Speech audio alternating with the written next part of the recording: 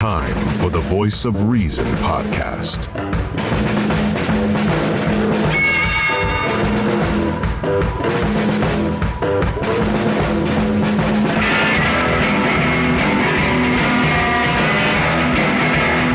Here are your hosts, Sean Phillips, Andy Van Beber, and Travis Kirkendall. And ladies and gentlemen, we are live. For us, maybe not you. That's okay. This is the Voice of Reason podcast. As always, my name is Sean Phillips. I am joined alongside my co-host. There we go.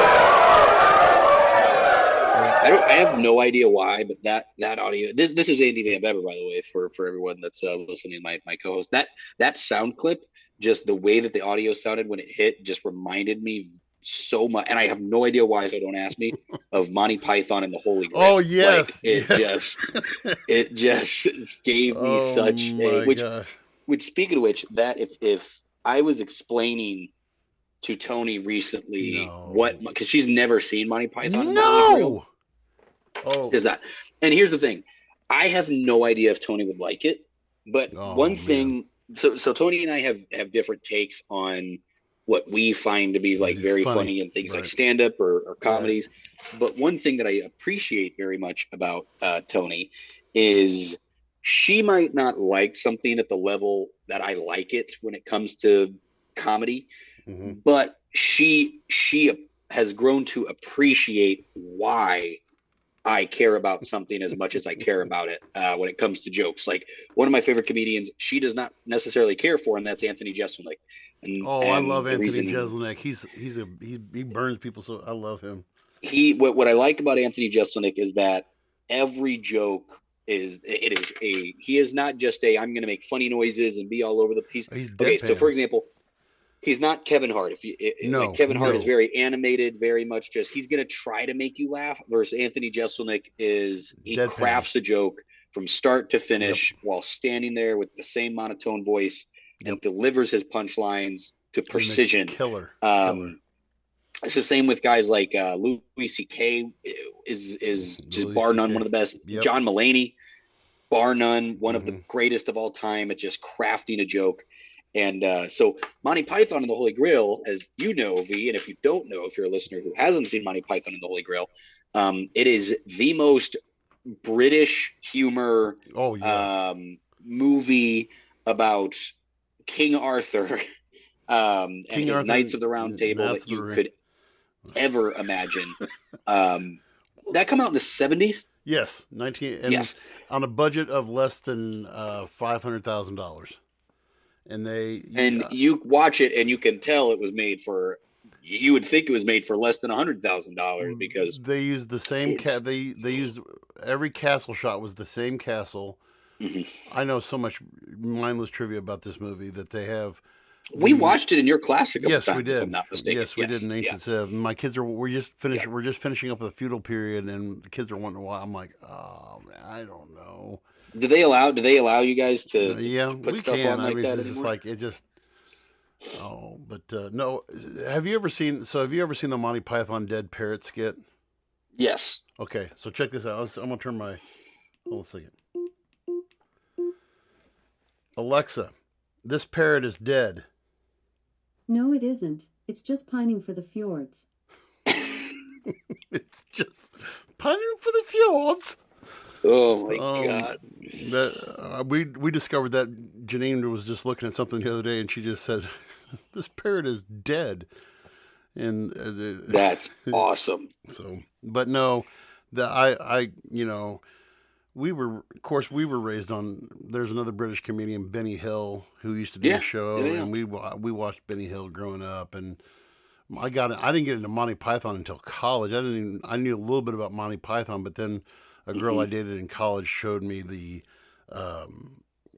we have to watch this Quest for the Holy Grail, and I loved it from the beginning. And I mean, I'm watching it with a group of my friends, and I'm just over there just guffawing, just laughing my butt off, and they're looking at me like, but that's not, I'm like, are you kidding me? This is comedic genius. It's genius. So like, it's little things that get me, like an obvious one. So this is just an obvious one. But again, like you mentioned, their budget was nothing. They did not have a budget.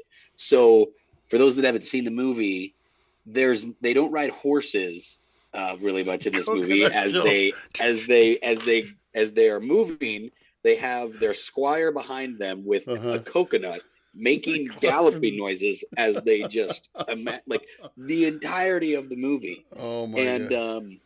It's little things like that that is one of the most obvious ones, but just the conversations, the wittiness of one of my favorite lines of all time, if any movie ever, is in that movie, because it's delivered so perfectly. And it's after I'm gonna hate myself. So whatever night I forget, it might be Galahad. No, it's not Galahad.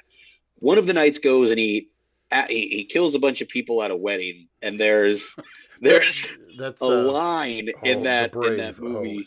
Yeah, that's Galahad. It was Galahad. Is it Galahad? Okay. Yeah, it was Galahad. And Galahad there's a line where the father of the bride goes, "Let's not bicker and argue about who killed who." And that is, to this day, probably one of my favorite. But in the build-up, there's a scene where he's running towards these two guards, and it's stupid British humor, and so it cuts to the guards, it cuts back to him, and he's farther back away than he was in the previous shot as he's running. And he finally comes up and he stabs and he kills one of the guards and he runs in, and then about 4 seconds later, the other guard turns and goes, "Hey."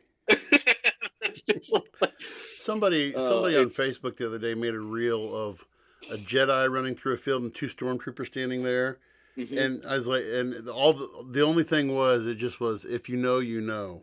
And I was like, oh, brilliant. And it's classic.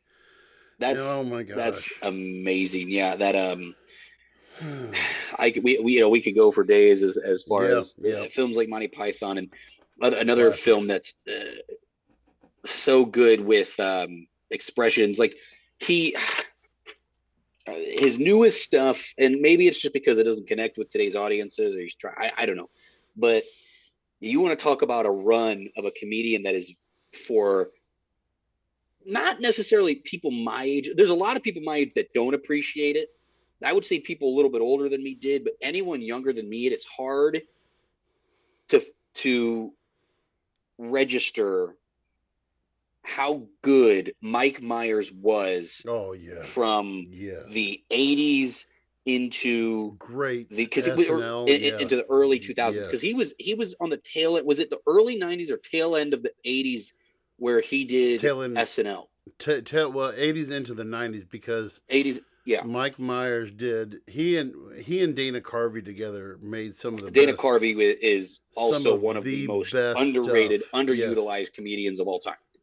I mean, Wayne's World is still one of my favorite movies. Wayne's World, and then I always hoped that Mike Myers would do another Austin Powers movie, just because he was and that's another one of those movies that I watch and I laugh my butt off at, and everybody's like, "This movie's so dumb." I'm like, do you not get what you're seeing here? You know, you see he's playing, you know, him, and just the dialogue between him and Fat Bastard, and just it's good stuff. And it's the best. And everything that he did. And and the thing is too, because because of my dad, I was a big fan of James Bond movies, like the original, Sean Connery style Bond films. Yep. And how well that Austin Powers actually embodies the ridiculousness of those movies. That's one of the things that is not talked about enough. Like, I really do appreciate Daniel Craig's Bond films. I really do. They are amazing. I love Daniel Craig as Bond. He did a great run. But I tell you, one of the things that, and I feel like, if my memory doesn't escape me, they kind of got away from it, like during the Pierce Brosnan Bond area into Daniel Craig's, was like, if you watch some of those older Bond films, they are very funny. Like, they are actually very silly. Yep. Yes. As they progressed into the 2000s, there's still some witty bits, but it's not like what it was back in the day. And Austin Powers just does such a good job of embodying And you look at those. You look at the names that they had for the women back during the Sean Connery days. Pussy Galore, and oh god, what's from Octopussy and all. I just like, how do you? You couldn't even get away with that today. No pussy. So he that whole era of. Well, I mean, And then in Austin Powers, my name's Ivana Humpalot. And I want a toilet seat made out of gold, but it's just not in the cards, baby. Yeah. And then the fuck you and fuck me. Yeah, fuck me. That was quick. No, fuck you. Oh, you want to write? You want to smack bottom banana casting notes? Oh, one of my it's actually one of my favorite, and it's such a Mike Myers thing, but it's the second one with Heather Graham, who, and this is another thing that Austin Powers got right. The Austin Powers girls were on the same level, if not higher, than the Bond girls. Like you have exactly. Oh my god. You had. Yes. But anywho, it's one of the funniest lines where it goes up to Heather Graham as she's dancing. He's like, "Those pants are skin tight, baby. How does one get in those pants?" Buy me a drink. She goes, "You start by buying me a drink," and he just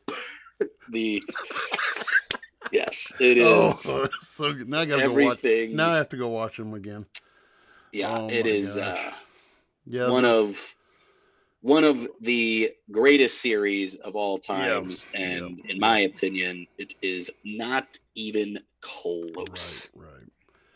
So, man, well, this week, it's been a week. Yeah, a couple of anniversaries this week. I don't know if you were aware of. This week, we celebrate our going on our 3 years ago it was 3 years ago Wednesday, we made our first podcast. And so we're a bit behind, we're a lot behind on where we should be. We should be done with season 3 by now, but we're way behind because life happens. A little bit of thing called life gets in the way, so, and life comes at you fast. We're slowly getting there. I think I believe this is might be episode 40. I don't know how far where we at. I don't know until I post it, but yeah, so that, and then sad one I didn't realize it had snuck up on me was 2-year anniversary of the invasion of the Ukraine happened. On, I saw that Thursday. Couple pages that I follow were posting some of the original photos of when the first gate was attacked and bombed in the Ukraine, and I had a screenshot. I had a thing. I remember coming home that day because I took a picture. I posted it on my Snapchat, and I had four screens going. I can with the streaming service I use. I can stream a bunch of channels, but I was streaming 4 different channels at one time, watching. Just trying to keep up with everything that was going on from different sources and getting photos and images I could. Zelensky said on Saturday that he released first numbers that he'd released in a long time, but 31,000, I believe what they said, 31,000 Ukrainians have died since the invasion of. So, and now that the whole Ukraine thing, we've went from one extreme to the other. Now we're bad mouthing it. It makes me. It is kind of interesting how the narrative has flipped, and I think for me personally, because we've talked about it pretty in depth, it's one of those situations where I feel like I think it was because how much aid we saw being sent to the Ukraine at a time where we have a lot of Americans really hurting in a lot of different avenues. I think was kind of like how a lot of the tide started to shift as you had, some of the right wing side that were very pro-Russia seeming in this, whole thing where they're like, oh, you're talking about all this aid that you could be getting, that we should be getting, but look at how much these packages that Biden is sending to the Ukraine. And then now that's where part of the shift has come as well of, to Israel. Well, and the interview that Tucker Carlson did with Putin last week was a joke to say the least. I mean, I've not finished it yet. I'm still on his history lesson part. Well, and Vladimir Putin, when you listen to him talk, I mean, there's so much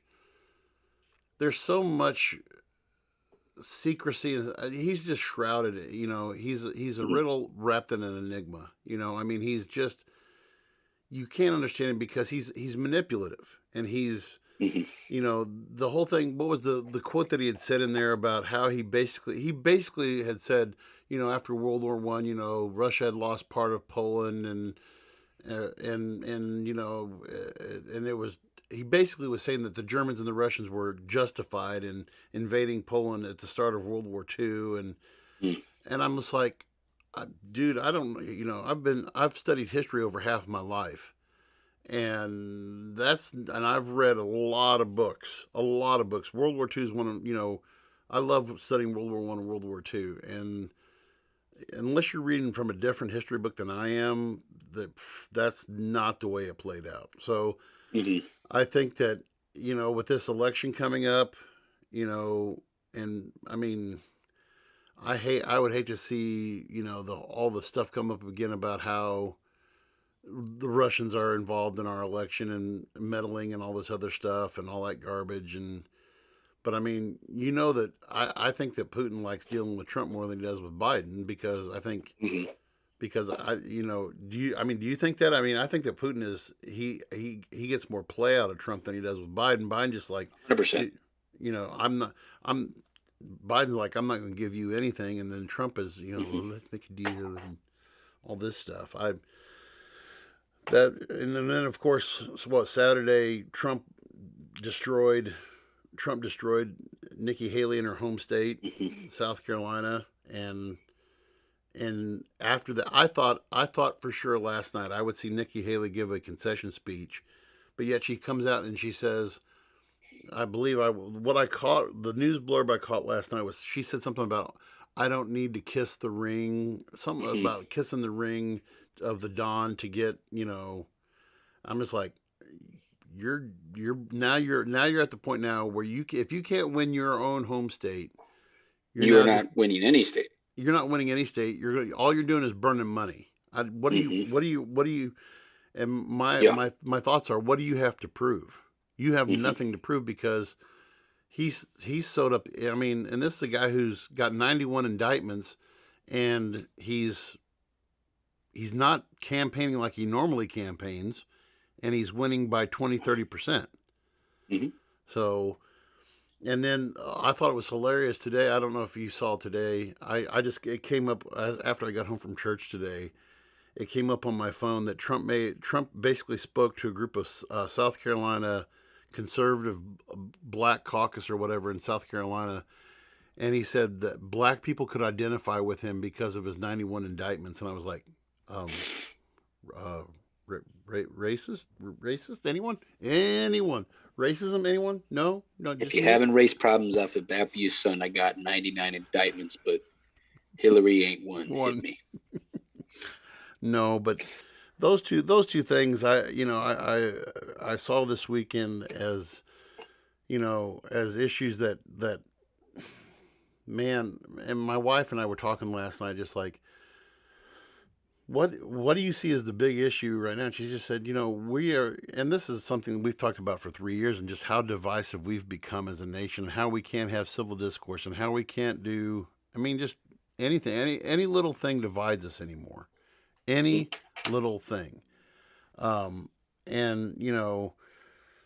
this election is going to be, I still see, we called it last week when we said that, if Trump doesn't win this election, there's something definitely broken or something. I don't see how he's going to win. I don't see how Biden can win this anyway, but people will use this even more as a dividing point for us. And just, I don't know. Now, in your opinion, how likely is it that, in your opinion, do you think Trump makes it to Election Day with everything that's stacked against him right now? Well, with all these, and I've talked about this off camera before, about how just all the oddities of how fast, we've listened to other podcasts about this, how fast they're pushing all of this stuff through these. Mm-hmm. It's like at breakneck speeds, how these, especially in these Democratic states, how with such precision and I guess lack for rights of, and I can't believe I'm saying this, but rights for Donald Trump, that they're pushing these cases expeditiously through courts. Mm-hmm. Cases that would take on a normal scale 2 to 3 years are being done in what, 9 to 10 months. Mm-hmm. The more I what look is at it, not to interrupt you, what is your stance, and you might not know, and maybe getting Alex Ellison on, our lawyer on speed dial that we've got, he might know. What are the odds? So this $364 million check that Trump is supposed to be cutting. Yeah. What are the odds that he actually ends up paying any of that? Or is this again more of a ploy? Is this something that will he be able to appeal, or? I think they've got him dead to rights on that, because that's something from back in the day, and they've got him dead to rights on that. I mean, they've got the actual proof on that to say, here it is. We know what you did because here it is right here. We see what you did when you tried to basically undervalue. I forgot how many properties it was or whatever, but undervalues properties, and he's going to cut that check. Is, if he cuts that check with what, $365 million, I mean, even that's a bind, close to $500 million. That's going to be, I mean, that's going to hit him hard. And even if Trump is worth $1 billion, it's not that it's like a billion liquid. He doesn't just have $1 billion sitting around. Right. And I mean, he'd have to liquidate a lot of stuff, and I start selling some more tennis shoes, man. God, $400 tennis shoes. I wonder how many of those I'm going to see when I come back home around Thanksgiving time, and I go to the bar and I see some old friends, and I say, "You like my Trump sneaks that I got?" Trump sneaks, $400. What was ESPN was saying something about the other day? It's like LeVar Burton, or not LeVar. LeVar, what's LeVar? Mello, Ball, LeVar Ball. It's like, yeah, when he made his son's big baller brand. Yeah, LeVar. It's like LeVar Balls over again. I remember when that happened. So that for those that don't know, there was a what was that guy's name? Was it LeVar? Is it LeVar? Lamar, something like that. Yeah. Yeah, where he has 3 sons, 2 that play in the NBA now. LaMelo. The 3 are, there's LaMelo, there was Jello, and then there's Jello, LaMelo, and what's the oldest one? LiAngelo, LaMelo, and Lonzo. So, was it Lonzo that was in the NBA first? Yes. And he was like the 2nd overall draft pick. Yep. And was originally offered like a pretty decent deal by Nike, and his dad advised him not to take the deal with Nike, to get his own shoe from Nike, and went and created his own shoe brand called the Big Baller brand. And these were the most K-Swiss looking ass basketball shoes on the market. Was charging $400 to $500 for a pair.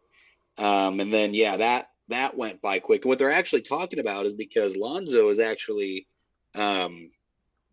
dealt with a lot of injuries with his feet, ankles, knees, his legs over the last couple seasons.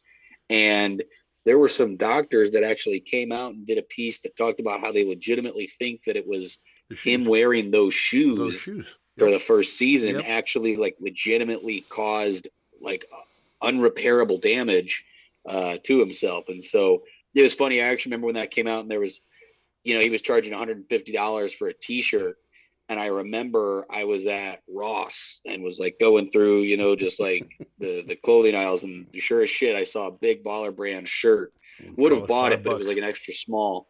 But $5, yeah, probably. just the mighty have fallen. You pass up on a $20 million Nike deal, and yeah, here you are. Yeah. So Lonzo plays for Chicago, and LiAngelo and LaMelo both play for Charlotte. So.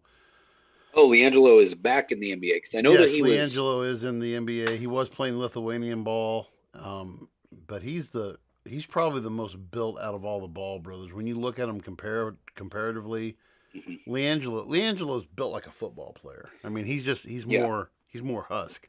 But it's the youngest one, LaMelo. He's the best out of the three. Yes, LaMelo is by far. But no. That and one of the other things I want to bring up too, on a side note too, is man, we did strike a nerve last week with on our TikTok. We had, and I hadn't shared this with Sean yet, but we had, and I'm bringing up the to get the actual number here, but we had one video last week. Let me see what it's up to now. And it basically dealt with 1,834 views on one video alone. Basically talking about how Trump and them divide us and everything. But we had close to 3,000 views on all of our videos last week. So, we're getting the hits on TikTok, but the one about let's see, I guess what all was in this TikTok. But yeah, we got a lot of views and a lot of discussion. Probably the most discussion we've had on any. And actually, one guy got on there and started talking about the New World Order and stuff like that. And then he's like triggered snowflake, and they go back and forth on. I'm just like, okay. So, but no, yeah, we get a lot of views on that too. So, but no, the. Other thing I wanted to kind of, and I kind of kept this from you, Sean, because I wanted to get your raw response to this. Yeah. But so from the Super Bowl, this is coming back from the Super Bowl. One of the ads that was run was a series called "He Gets Us," and this was the Jesus commercials that. Basically, I'm trying to get the he gets us campaign, $100 million advertising campaign that has been basically, I'll read this, aimed at helping rescue Jesus' reputation from the quote unquote damage done by his followers. They have websites, they have billboards, they have ads, and which I've seen those billboards in Los Angeles, by the way, and they. It's raised quite a controversy within the evangelical community because of what it is, how it portrays Jesus. That basically, and some of the things I kind of took a few notes of. One thing that I found, it says that people had a problem with. It said that, well, let me describe the commercial first. So it shows these different people washing each other's feet, which Jesus did for his disciples. And it was meant to show Jesus as the humble servant, as someone who, when he got to Peter said, "Hey, you're not going to wash my feet." And he's like, "If I don't wash your feet, you don't have any part with me." And he's like, "Well, don't just wash my feet, wash my whole body." And the point was that Jesus was teaching his disciples a lesson on humility, and the last shall be first and the first shall be last. And this whole thing about serving others and being, part of being a follower of Christ is the will to, serve others and to put others before yourself.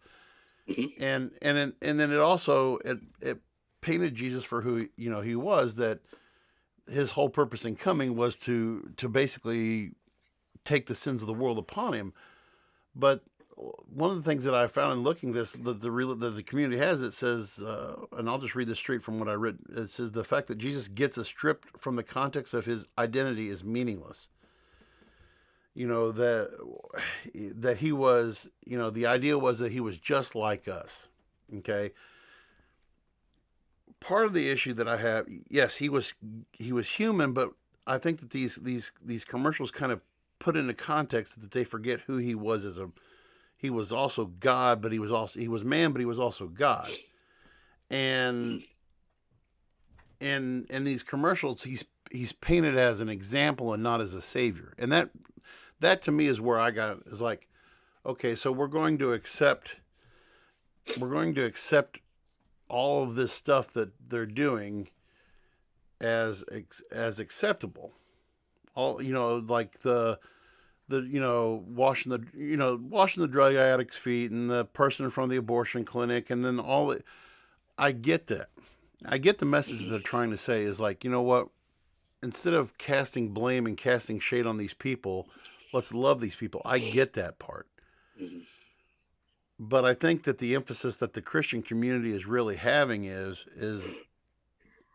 that they're painting this as a picture that Jesus is not, that we don't need saving, that we don't need, I call it the socially acceptable Jesus.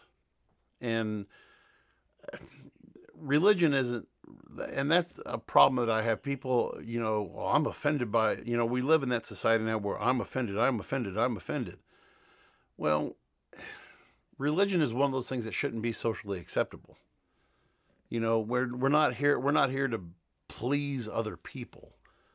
I don't know. I don't know if I'm just. And the other thing that offended me with this campaign is that followers like myself have it all wrong.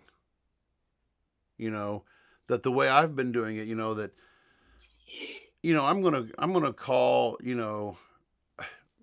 the thing that I go with and even I have disagreements with my wife on certain issues. But when I look at issues such as homosexuality, gender identity, sanctity of life, I go with what the Bible says. I base everything I believe on the Bible. Now, does that mean that I can't? We've had gender fluid people on the show before. And I've had students who identify as different things, and I love those kids. I love those people, and it's part of this thing that people, well, you're being a hypocrite. You're not doing what you. No, if I love you, and I'm not.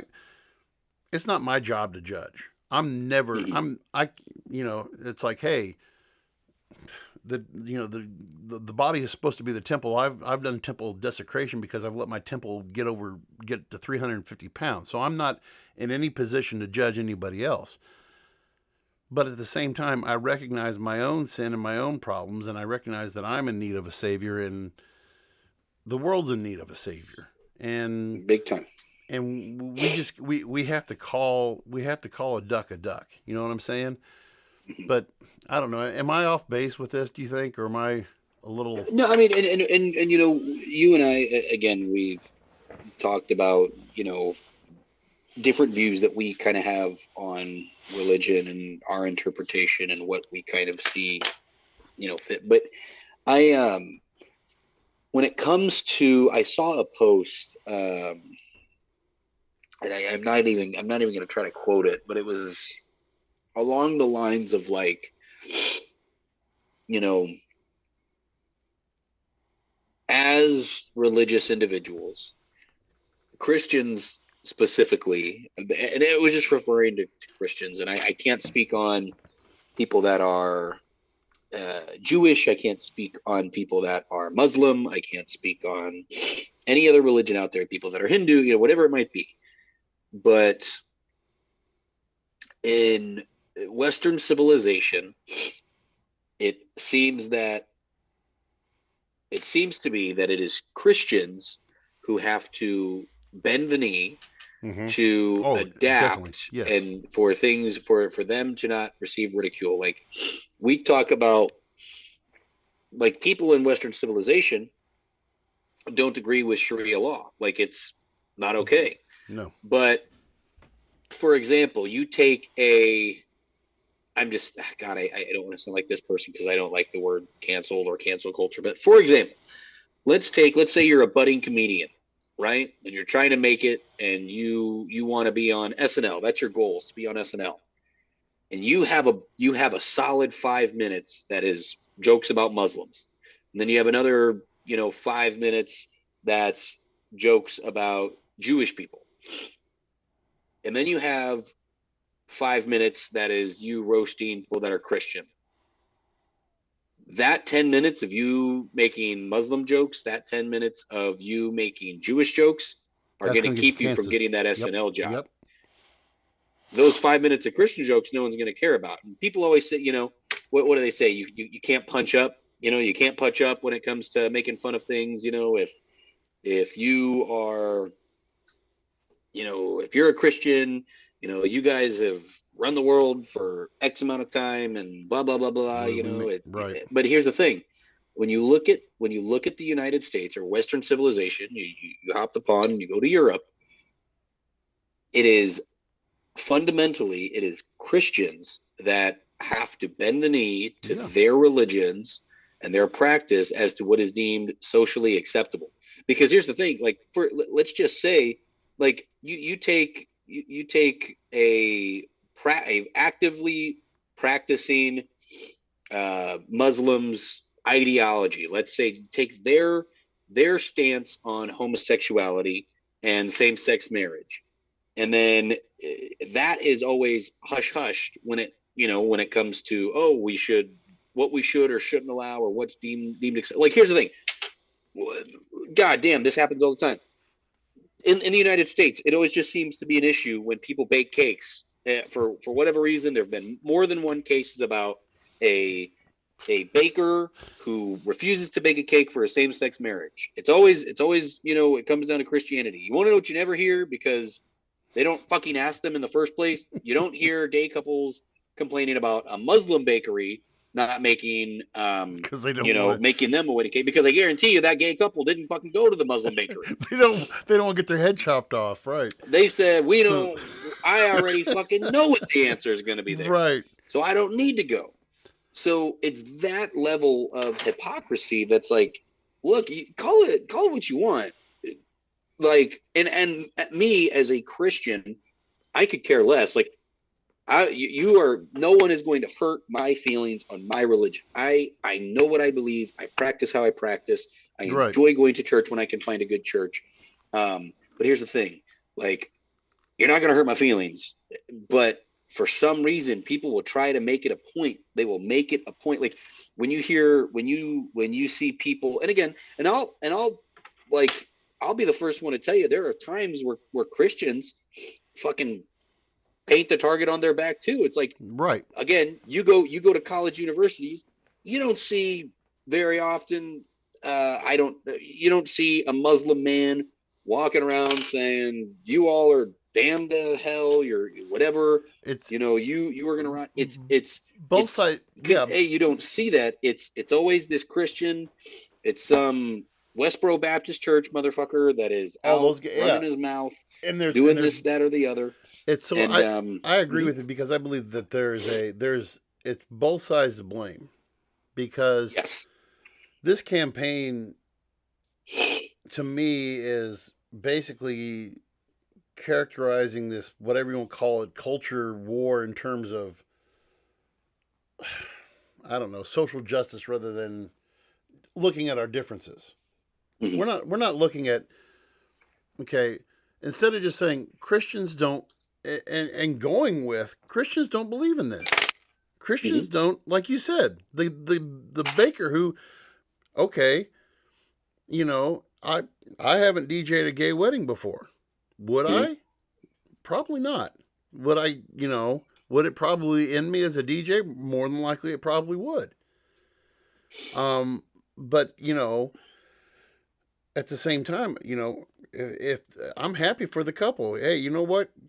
Shout out to you for finding love where I don't agree with it. I don't support it, but that doesn't mean that I don't, hey, good for you or whatever. But blackballing Christians for their belief system is like you said, you don't do that to Muslims. You don't do that to Hindu. You don't do that to, Hindus have been, I was watching some Gabriel Iglesias on the way home from church today, and, he was talking about how, Indians and Mexicans are alike, He's like, Hindus worship cows and Mexicans love a good barbecue, you know. Nobody's getting canceled over that, you know. Yeah. But to me, it's like you said, the Westboro Baptist churches, the guys who are going out and they're picking fights. I don't, you know, I want people to know me as, and one of the things that I've actually, and this is actually part of a series that I've been reading about through I have a couple of former students who I do Bible studies with online, and we were doing this one this week about being known by how you act, the characteristics you portray. You know, if I mean, Sean knows, and I know Sean, that, and we've done this for each other before, where we've helped each other at the drop of a hat. You know, when Sean was moving to California, and I'm not saying this to be braggadocious by any means, but man, and Sean's like, man, I need help moving this stuff back to Mom. I was like, tell me where you want to meet at, and I'll be there with the trailer. You know, because I do that for my friends, for anybody. If somebody says, hey, I need help with this, and I may know them, or I'm acquainted with them, or okay, well, let's help get some money for them, or let's do. That's how, you know, I'm looking to help out somebody. If somebody in our community was Muslim and they had a family tragedy, man, I'm the first in line to bake them a cake or meal or whatever. But that's who you're supposed to be. We had this conversation 2 weeks ago on here. We've lost the idea of being kind to each other, recognizing our differences and looking past that. This thing that bothers me about the He Gets Us is, okay, well, we need to now be kind and nice about Christianity. No, that's going to be a difference point. Okay?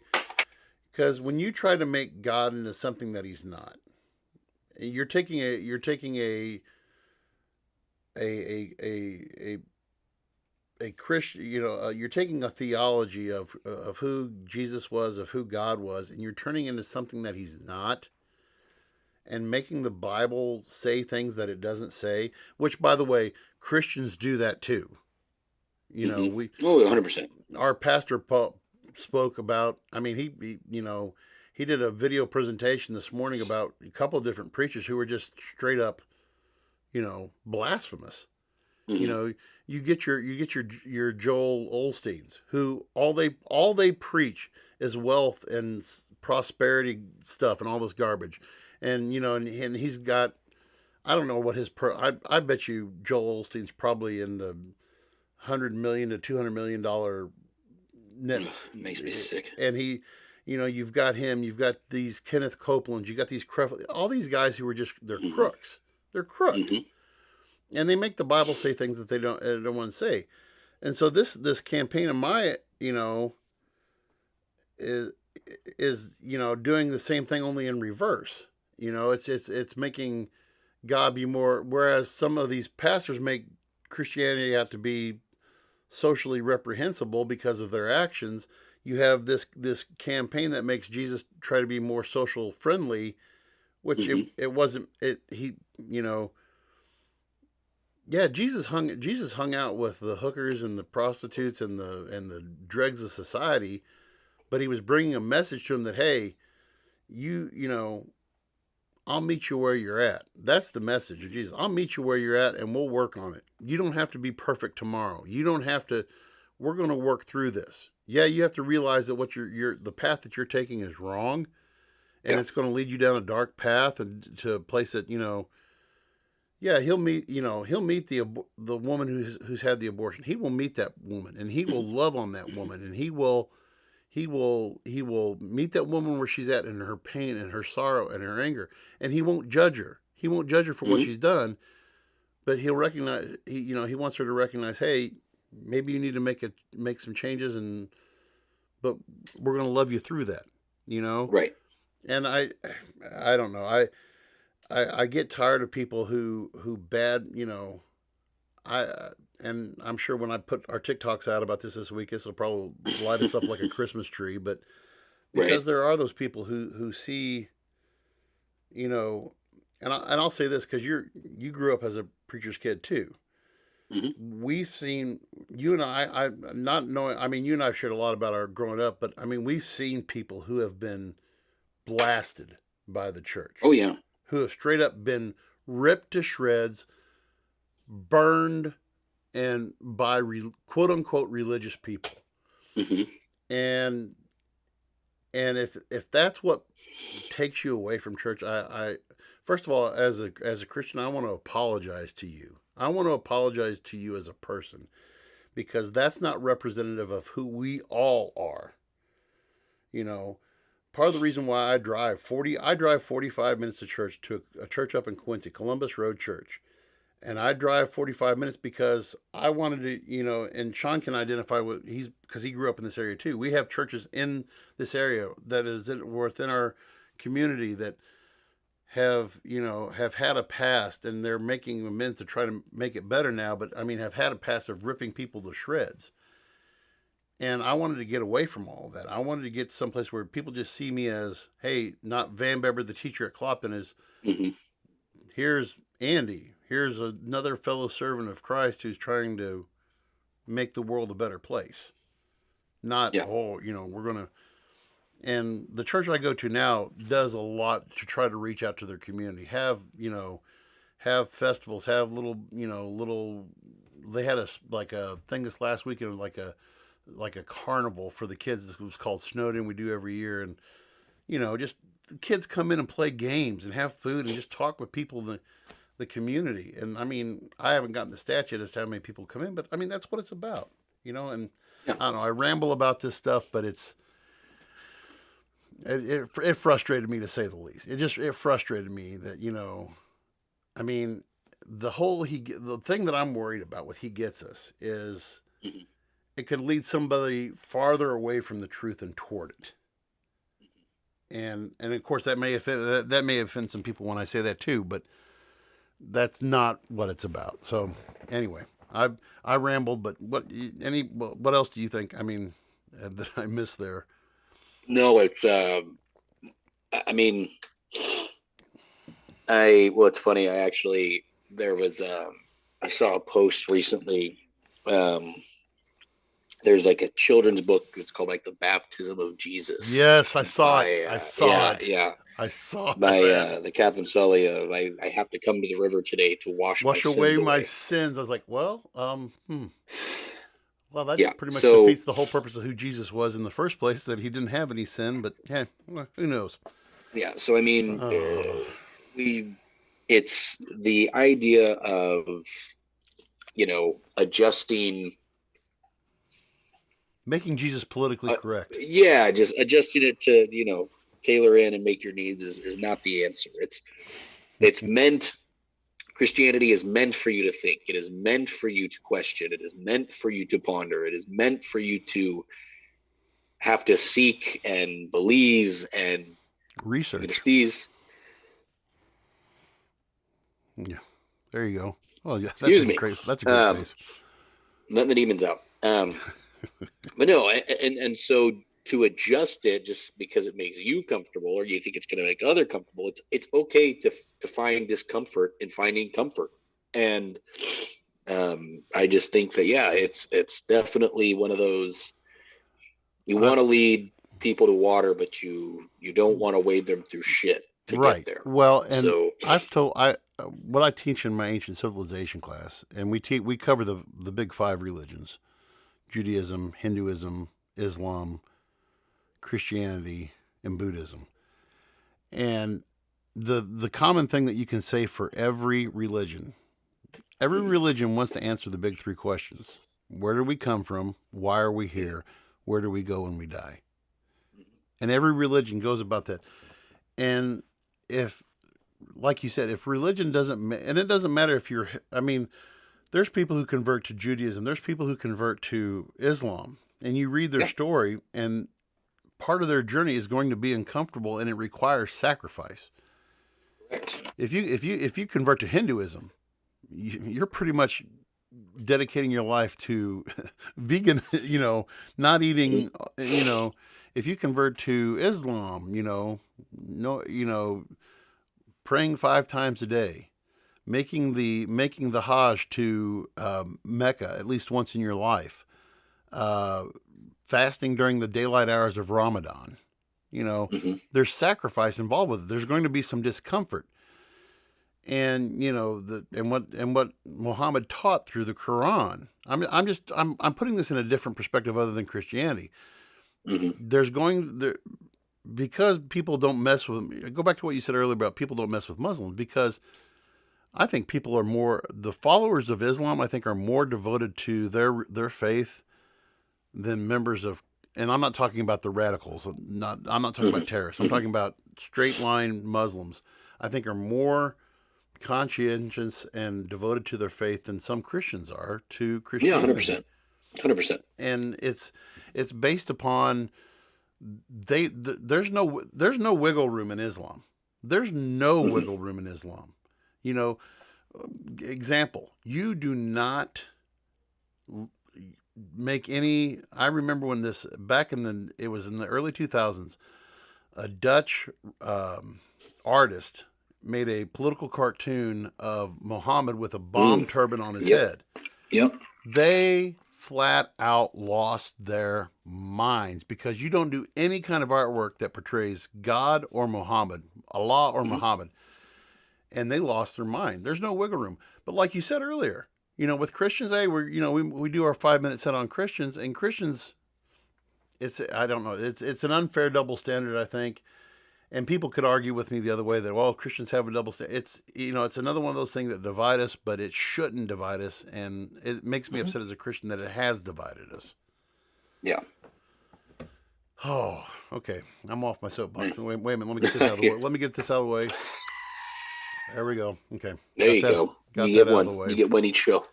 Yep. Well, to our listeners, thank you for this. Was a pretty off the cusp, kind of relaxed fit episode with everything that's going on.